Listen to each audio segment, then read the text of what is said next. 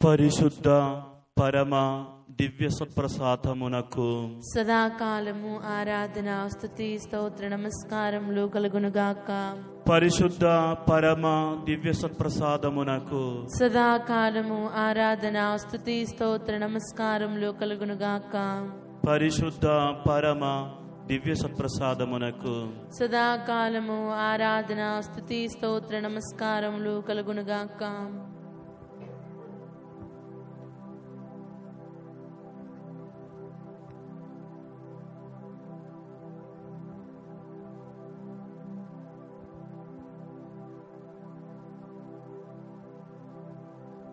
క్రీస్తు జయంతి కోసం మనం ప్రత్యేకంగా సిద్ధపడే రోజులివి.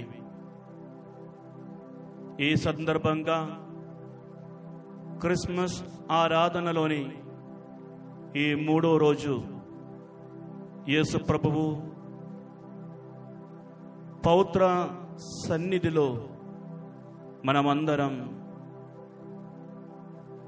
సమావేశమై ఉన్నాం.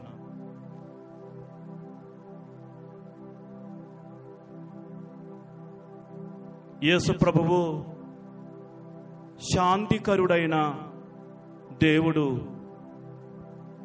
అని ఈరోజు మనం ధ్యానించుకుందాం.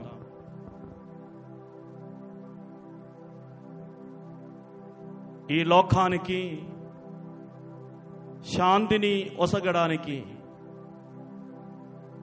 శాంతికర్త అయిన దేవునిగా యేసు ప్రభువు జన్మించారు. యేసు ప్రభు జన్మించినప్పుడు పరలోక దూతల సమూహము ప్రత్యక్షమై ఈ విధముగా స్తుతించింది. మహోన్నత స్థలములో సర్వేశ్వరునికి మహిమ, భూలోకమున ఆయన అనుగ్రహమునకు పాత్రులగు వారికి శాంతి కలుగునుగాక. యేసు ప్రభు పుట్టుకతో ఒక నూతన శాంతియుగం ప్రారంభమైంది. మానవులకు శాంతి కలుగునుగాక అని దేవదూతులు పాడినట్లు మానవులందరూ శాంతిని పొందే విధముగా యేసు ప్రభువు శాంతికరుడైన దేవునిగా ఈ లోకాన్ని ప్రేమించారు, రక్షించారు.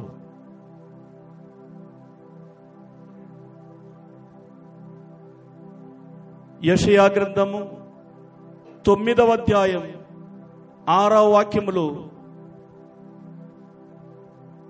యేసు ప్రభువు శాంతికరుడైన రాజు అని యెషయా ప్రవక్త చెప్పడం జరిగింది. మనకొక శిశువు జన్మించను, మనమొక కుమారుని బడసిదిమి, అతడు రాజ్యభారము వహించును. ఆశ్చర్యకరుడైన సలహాదారుడు, బలాఢ్యుడైన దేవుడు, శాశ్వతుడైన జనకుడు, శాంతికరుడైన రాజు అని అతడికి పేరిడుదురు. శాంతికరుడైన రాజు.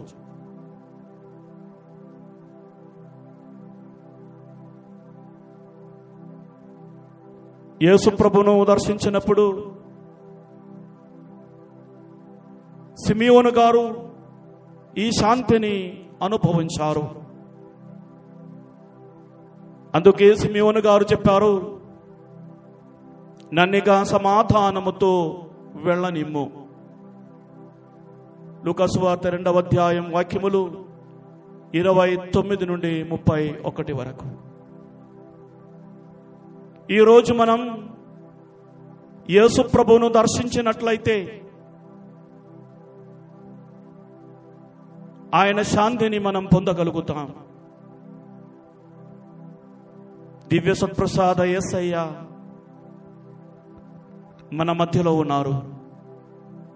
విశ్వాసముతో ఆయనను దర్శించి ఆయన శాంతిని స్వీకరించడానికి ఇదిగో దేవుడు మనకొక అరుదైన అవకాశమునిచ్చారు. యేసయ్య వైపు చూద్దాం. ఆయన శాంతి మన హృదయాల్లో ప్రవహించునుగాక. ఆయన మనకిచ్చే శాంతిని, నెమ్మదిని మనమందరం అనుభవించే విధముగా ఈ దివ్య సత్ప్రసాద ఆరాధనలో భక్తి విశ్వాసాలతో మనం పాల్గొందాం.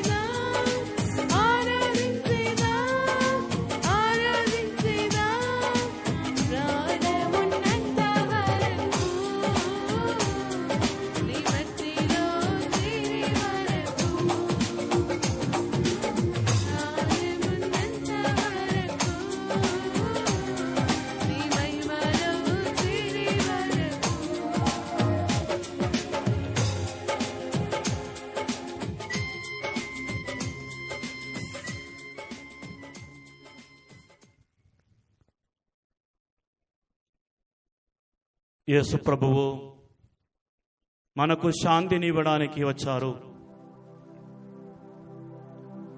శిష్యులు భయముతో, ఆందోళనలతో బాధపడిన సమయాల్లో యేసు ప్రభువు వారికి శాంతినిచ్చారు. చాలాసార్లు మీరు కలవరపడకండి, మీరు భయపడకండి అని చెప్పుకుంటూ యేసు ప్రభువు వారికి శక్తినిచ్చారు. శాంతినిచ్చే దేవుడు యేసు ప్రభువు. యోహాను సువార్త 14వ అధ్యాయం 27వ వాక్యంలో యేసు ప్రభువు అంటున్నారు, శాంతిని మీకు అనుగ్రహించుచున్నాను, నా శాంతిని మీకు ఇచ్చుచున్నాను. లోకము వలె నేను ఇచ్చుటలేదు. మీ హృదయములను కలవరపడనీయకుడు, భయపడనీయకుడు. ఇక్కడ యేసు ప్రభువు ఒక గొప్ప సత్యాన్ని తెలియజేస్తున్నారు. యేసు ప్రభువు మనకు ఇచ్చే శాంతి లోకం ఇచ్చే శాంతి వంటిది కాదు. లోకం మనకిచ్చే శాంతి ఒక ఎత్తు అయితే, యేసు ప్రభువు మనకిచ్చే శాంతి మరో ఎత్తు. అది సాటి లేనిది, అద్వితీయమైనది. అప్పుడప్పుడు లోకములో సమాధానం వర్ధిల్లుతూ ఉంటుంది. కానీ ఆ సమాధానం, శాంతి అనేది సమస్యలు లేకపోవడం, యుద్ధాలు లేకపోవడం, విభేదాలు లేకపోవడమే.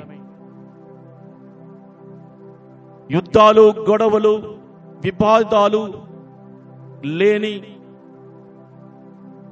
పరిస్థితిని ఈ లోకం శాంతి అని పిలుస్తూ ఉంటుంది. కానీ యేసు ప్రభువు ఇచ్చే శాంతి మరో విధంగా ఉంటుంది. చుట్టూ సమస్యలు ఉండవచ్చు, ఇబ్బందులు ఉండవచ్చు, ఆటంకాలు ఉండవచ్చు, ఒక్కొక్కసారి శత్రువులు కూడా ఉండవచ్చు. అటువంటి ఆటంకాలను ఎదుర్కోవడానికి మనము ఆంతరంగికమైన ఒక శక్తిని పొందాలి. యేసు ప్రభువు మనకు ఇచ్చేటటువంటి శాంతి అది. మన చుట్టూ ఉన్నటువంటి ఆటంకాలను అధిగమించడానికి మనకు శక్తినిచ్చేటటువంటి ఆంతరంగికమైన ఒక శక్తి. సమస్యలు, ఆటంకాలు లేనప్పుడు మనం అనుభవించే శాంతి కాదు, సమస్యలను, ఆటంకాలను ఎదుర్కోవడానికి మనకు శక్తినిచ్చే శాంతి. ఇది యేసు ప్రభువు మాత్రమే ఇవ్వగలుగుతారు. ఈ లోకములో ఎన్ని కష్ట నష్టాలు వచ్చినా, వ్యాధి బాధలు వచ్చినా, యేసుక్రీస్తునందు దృఢముగా నమ్ముకొని చలించని విశ్వాసముతో ముందుకు వెళ్ళడానికి మనకు శక్తినిచ్చేది ఈ శాంతి. శిష్యులు భయపడినప్పుడు యేసు ప్రభువు వారికి ప్రత్యక్షమై మీకు శాంతి కలుగునుగాక అని చెప్పారు. యోహాను సువార్త 20వ అధ్యాయం 19వ వాక్యం. అది ఆదివారము సాయం సమయము.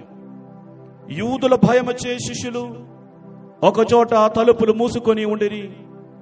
యేసు వచ్చి వారి మధ్య నిలువబడి మీకు శాంతి కలుగునుగాక అనెను. వారు వాస్తవానికి భయముచే తలుపులు మూసుకొని ఉన్నారు. కానీ యేసు ప్రభు వారి దగ్గరికి వెళ్ళి మీకు శాంతి కలుగును గాక అని చెప్పారు. ఆ తరువాత 21వ వాక్యంలోను 26వ వాక్యంలోను యేసు ప్రభువు మళ్ళీ శిష్యులకు చెప్తున్నారు, మీకు శాంతి కలుగును గాక. ఒక్కొక్కసారి మనం కూడా ఈ విధముగా భయముతో, ఆందోళనలతో, బాధలతో, నిరాశకు, నిస్పృహకు గురవుతూ ఉంటాం.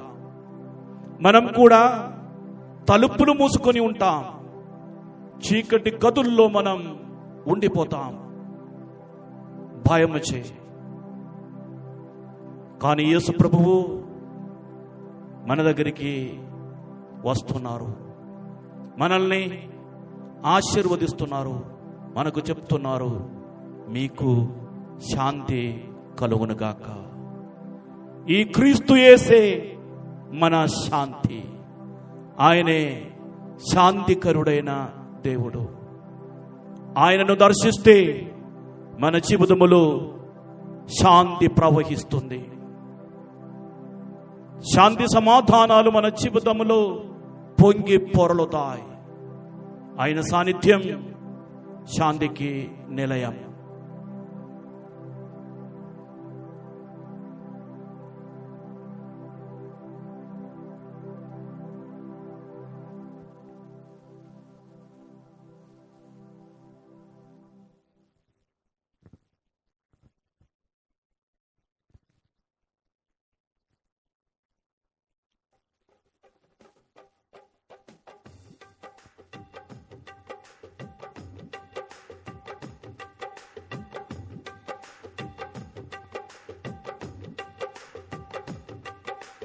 అందరిలోనా ఉన్నావు, అన్నీ నీవై ఉన్నావు.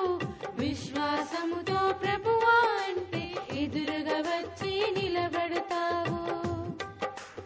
యేసయ్యా నా మనసే నీదయ్యా, యేసయ్యా నా మనవే వినవయ్యా, యేసయ్యా నా మనసే నీదయ్యా, యేసయ్యా నా మనవే వినవయ్యా.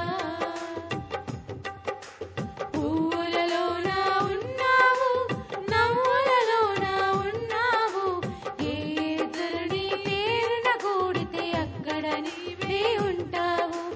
యేసయ్యా నా మనసే నీదయ్యా, యేసయ్యా నా మనవే వినవయ్యా, యేసయ్యా నా మనసే నీదయ్యా, యేసయ్యా నా మనవే వినవయ్యా. ఉపకారంలో ఉన్నావు, సహకారంలో ఉన్నావు. అనుదినం ఆహారంలో భాగం నీవై ఉన్నావు.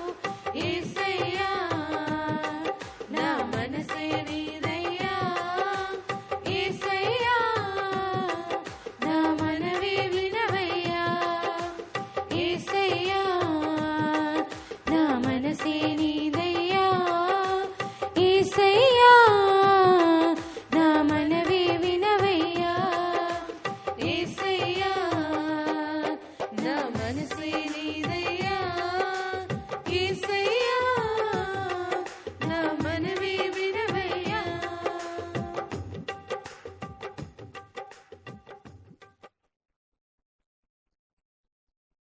పునీత పౌలు గారు ఎఫెసీయులకు రాసిన లేఖ 2వ అధ్యాయం 14వ వాక్యములో ఇలా అంటున్నారు, యూదులను అన్యులను ఏకమునర్చుట ద్వారా క్రీస్తే మన సమాధానము అయ్యెను. వారిని వేరు చేసి విరోధులను చేసిన మధ్య గోడను ఆయన తన శరీరముతో ధ్వంసమునర్చెను. క్రీస్తే మన సమాధానమయ్యెను. అవును, క్రీస్తే మన సమాధానము.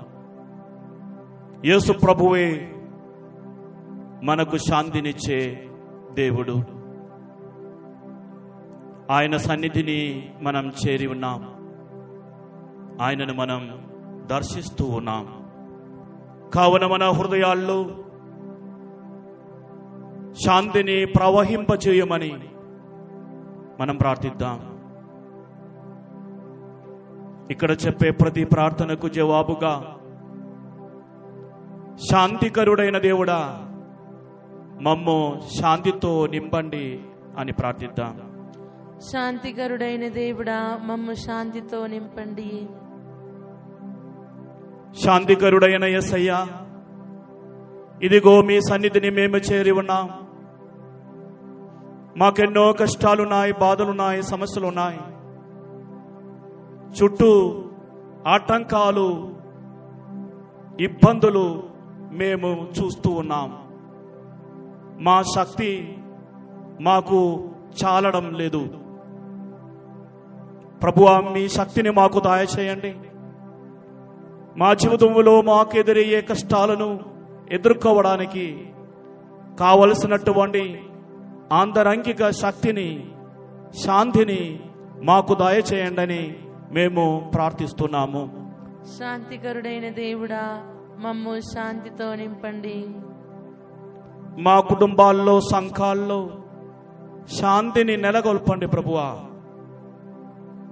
వ్యక్తుల మధ్య ఉన్నటువంటి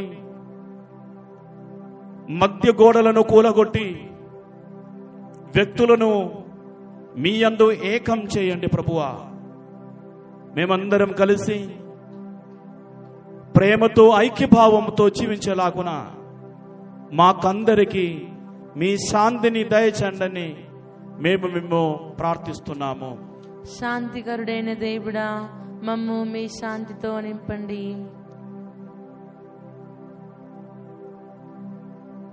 శాంతికరుడైన రాజా యేసయ్య, మానవులు ఏలే మా సమాజములో ఒక్కొక్కసారి సమాధానం కరవవుతుంది. మీరే మాకు రాజుగా ఉండి మమ్ము పాలించండి. మా రాష్ట్రములు, మా సమాజములు శాంతిని ప్రవహింపచేయండి. మేమందరము మీ శాంతిని అనుభవించి సంతోషముతో జీవించేలాగున మమ్మందరిని ఆశీర్వదించమని మేము ప్రార్థిస్తూ ఉన్నాము. శాంతికరుడైన దేవుడా మీ శాంతితో మమ్ము నింపండి. ప్రభు అయిన దేవా, దేశాల మధ్య శాంతిని నెలకొల్పండి. స్వార్థం కోసం, లాభం కోసం ఇతరుల మీద దాడి చేసి ప్రపంచంలో శాంతి లేని విధముగా యుద్ధాలకు పాల్పడే దేశాలను, దేశ నాయకులను మీ శాంతిలోనికి నడిపించండి ప్రభువా. వారి హృదయాల్లో శాంతిని నెలకొల్పి వారిని సమాధానం వైపు నడిపించండి ప్రభువా. ప్రపంచం నుండి యుద్ధాలను, విభేదాలను దూరం చేయమని మీ శాంతిని ఈ లోకానికి దయచేయమని మేము ప్రార్థిస్తూ ఉన్నాము. శాంతికరుడైన దేవుడా మీ శాంతితో మమ్ము నింపండి. ప్రభు అయిన దేవా, మా హృదయాలను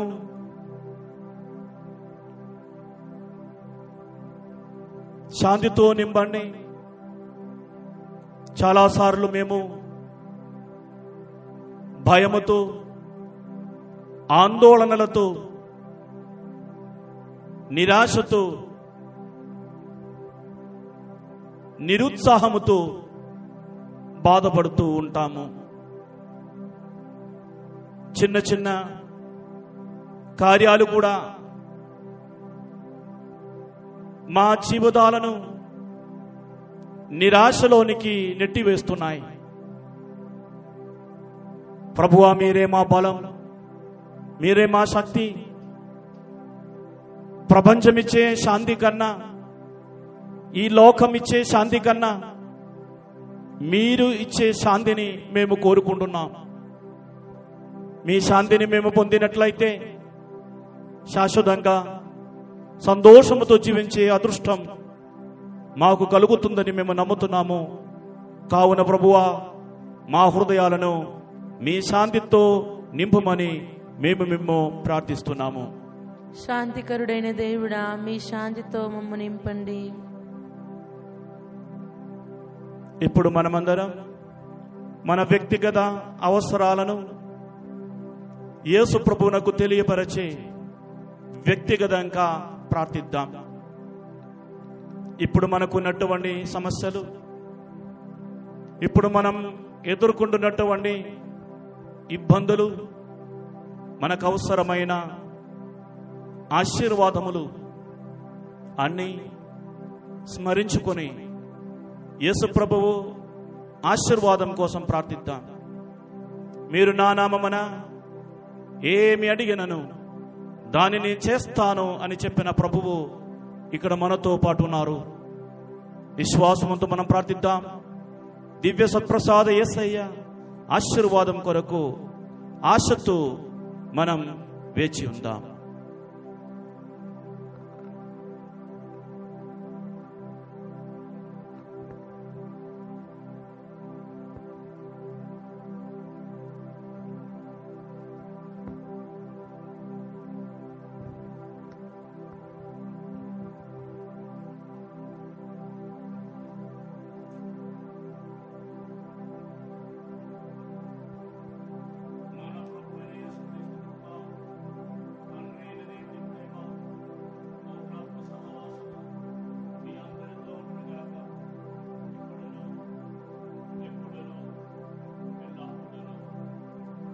ఆమేన్.